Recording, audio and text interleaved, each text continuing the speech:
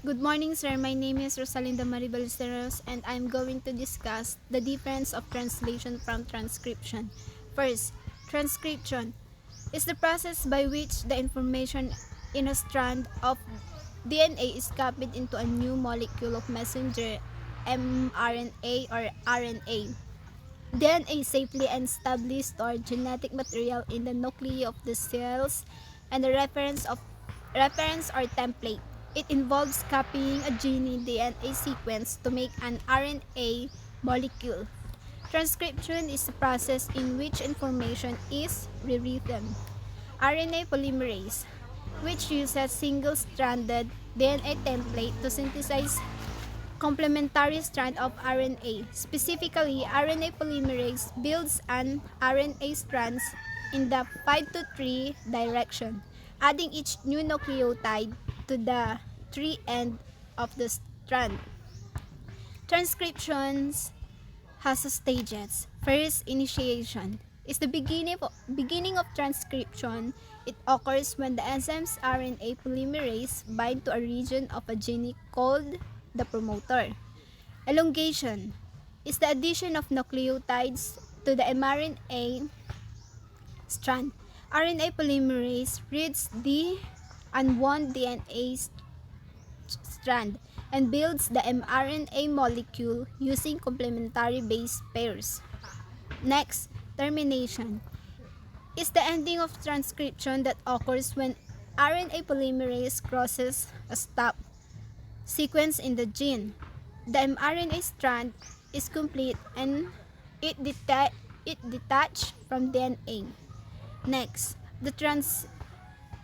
is translation. Translation is the process in which ribosomes in the cytoplasm and endoplasmic reticulum synthesize proteins after the process transcription of DNA and RNA in the cell's nucleus.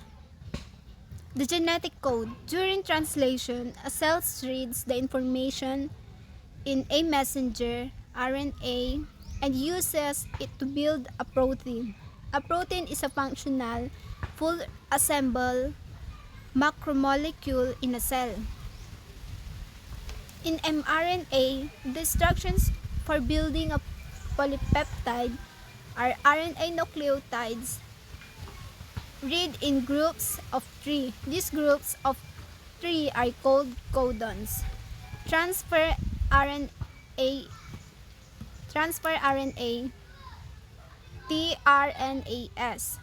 Transfer RNA or tRNAs are molecular bridge that connect mRNA codons to the amino acid. They encode one end of each tRNA has a sequence of 3 nucleotides called an anticodon, which can bind to specific mRNA codons. That other end of the tRNA carries the amino acid specified by the codons. Translations has also stages. Getting started, it is initiation.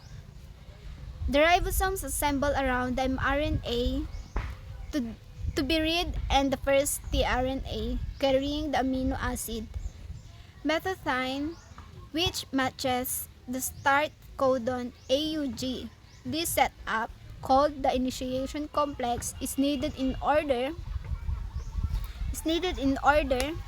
to for translation to get started.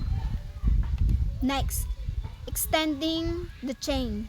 Elongation is the stages where the amino acid chain gets longer. In elongation, the mRNA is read one codon at a time, and the amino acid matching each codon is added to a growing protein chain. Next, finishing up. Termination.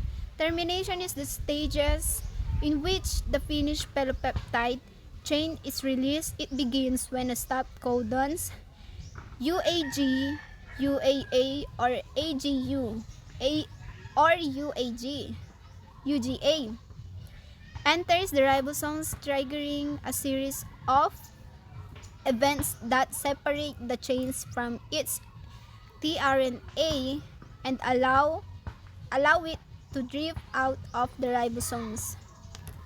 And that's all. Thank you for watching.